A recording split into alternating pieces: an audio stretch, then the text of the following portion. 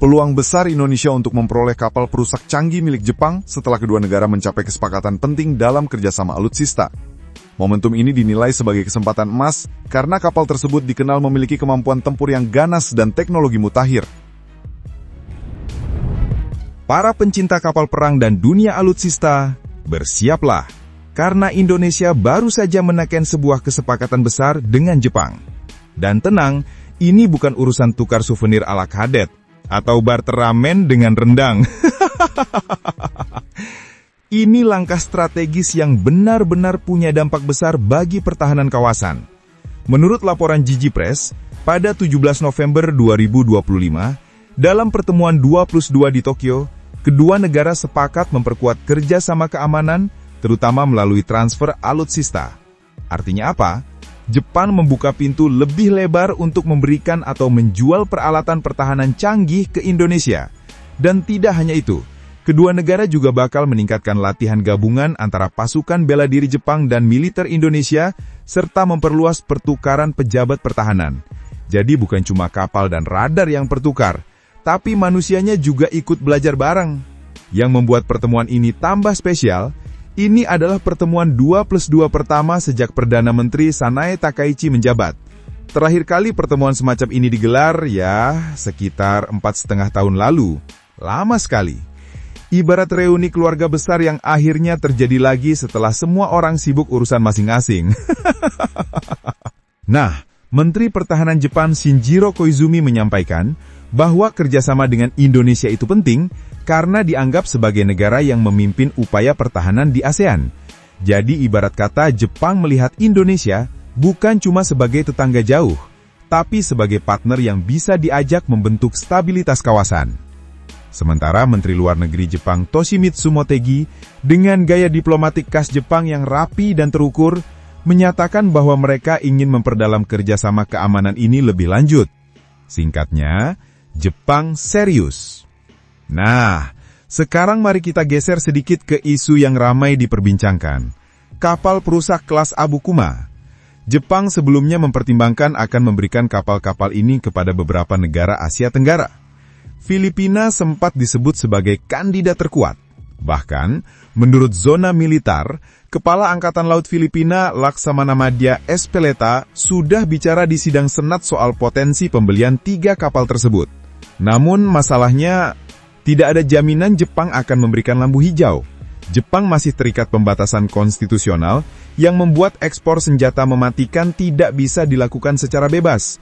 Jadi meskipun Filipina semangat, Jepang belum tentu langsung berkata, silakan bawa pulang kapalnya. Di sisi lain, laporan menyebut bahwa Vietnam dan Indonesia juga masuk daftar kandidat penerima kapal kelas Abukuma. Kapal ini sendiri bukan kapal main-main. Dirancang untuk misi anti kapal selam dan anti permukaan, ukurannya sekitar 2.000 ton, besar, tapi tidak sebesar rasa deg-degan kalau sonar tiba-tiba mendeteksi sesuatu di bawah laut.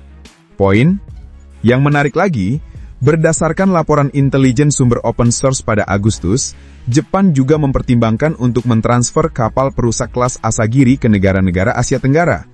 Kapal-kapal dari akhir 1980-an ini masih cukup tangguh, meskipun sudah mulai dipensiunkan oleh pasukan bela diri maritim Jepang. Semua ini menunjukkan satu hal, Jepang mulai membuka lembaran baru dalam hubungan pertahanan regional, dan Indonesia berada di tengah-tengah dinamika itu. Ini bukan hanya soal kapal, radar, atau latihan militer. Ini menyangkut arah baru kerjasama strategis di kawasan, sekaligus sinyal bahwa Indonesia semakin diperhitungkan dalam percaturan keamanan Indo-Pasifik. Dan ya, kalau kalian bertanya, apakah mungkin Indonesia dapat kapal Abukuma atau Asagiri? Jawabannya, peluang itu ada. Tapi seperti hubungan asmara, semuanya harus lewat proses, izin dan restu. Jangan langsung ngebut, nanti malah salah jalan. Sekarang kalau kita melihat perkembangan ini dari sudut yang lebih luas, ada satu hal penting yang tidak boleh kita lewatkan, yaitu perubahan besar dalam kebijakan pertahanan Jepang itu sendiri. Jepang yang selama puluhan tahun dikenal sangat berhati-hati dalam urusan ekspor alutsista, kini mulai melonggarkan aturan mereka. Dan perubahan ini bukan terjadi tiba-tiba seperti magic show, tapi melalui proses panjang yang dipengaruhi dinamika keamanan regional. Mengapa hal ini penting? Karena ketika Jepang mulai membuka pintu kerjasama pertahanan, itu berarti negara-negara seperti Indonesia mendapat kesempatan untuk memperkuat kemampuan militernya dengan teknologi yang dikenal rapi, presisi dan tahan banting, ya, seperti standar Jepang pada umumnya. Selain itu, intensifikasi latihan gabungan antara pasukan bela diri Jepang dan TNI juga membawa dampak positif. Latihan-latihan ini bukan cuma ajang pamer formasi militer yang keren-keren, tapi juga menjadi tempat berbagi taktik, memperkuat interoperabilitas, dan membangun kepercayaan strategis. Ibarat pemain sepak bola yang baru kenal, lama-lama jadi makin kompak karena sering latihan bareng. Di tengah semua itu, langkah Jepang menawarkan kapal perusak yang sudah dipensiunkan seperti Abukuma dan Asagiri juga punya makna tersendiri. Memang betul, kapal-kapal tersebut bukan produk terbaru yang baru keluar dari galangan dengan bau cat fresh. Tapi kemampuan dan platformnya masih sangat relevan untuk kebutuhan patroli, pengawasan laut, hingga latihan tempur. Jika Indonesia pada akhirnya benar-benar menerima kapal-kapal itu, maka kemampuannya untuk menjaga wilayah perairan strategis, mulai dari Selat Malaka sampai Laut Natuna akan meningkat signifikan. Dan percaya atau tidak, peningkatan pengawasan semacam ini bukan hanya soal kekuatan militer, tapi juga soal keamanan ekonomi. Karena 90% perdagangan global lewat laut, termasuk jalur-jalur yang sering kita baca di berita. Di sisi lain, langkah Jepang melakukan transfer kapal dan memperluas kerjasama di Asia Tenggara juga menjadi sinyal kuat bagi aktor-aktor besar lainnya. Ini menunjukkan bahwa Jepang mulai memposisikan diri sebagai mitra keamanan yang lebih aktif di kawasan. Dan tentu saja, kehadiran Indonesia dalam lingkaran strategis ini membuat posisi kita lebih diperhitungkan. Jadi apa yang terlihat seperti sekedar pertemuan 2+2, ternyata membawa rangkaian dinamika besar di belakangnya. Mulai dari diplomasi tingkat tinggi, evolusi kebijakan pertahanan Jepang, sampai potensi hadirnya kapal-kapal perang baru di kawasan. Semua bergerak, semuanya saling berkaitan. Ibarat mesin kapal besar yang butuh banyak komponen agar bisa berjalan mulus. Dan kalau tren ini terus berlanjut, bukan tidak mungkin dalam beberapa tahun ke depan kita akan melihat kerjasama Indonesia-Jepang yang jauh lebih mendalam. Mulai dari industri pertahanan, teknologi sensor, sistem pengawasan maritim hingga latihan multilateral yang melibatkan lebih banyak negara di Indo-Pasifik.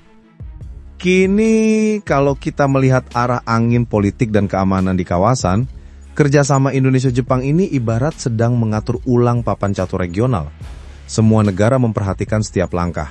Bukan hanya karena nilai alutsistanya, tetapi karena implikasi strategis yang menyertainya. Indonesia dengan posisi geografis yang berada di pusat jalur perdagangan dunia, tentu menjadi pemain kunci. Jepang pun paham betul bahwa bekerja sama dengan Indonesia bukan hanya soal urusan militer, tetapi juga soal memastikan stabilitas kawasan yang menjadi nadi perekonomian Asia. Jadi, jangan heran kalau Jepang terlihat makin aktif mengunjungi, menawarkan kerjasama, hingga membuka peluang transfer teknologi. Semuanya dilakukan karena kepentingan strategisnya semakin besar. Di sisi Indonesia sendiri, kerjasama ini membuka peluang modernisasi pertahanan yang lebih cepat.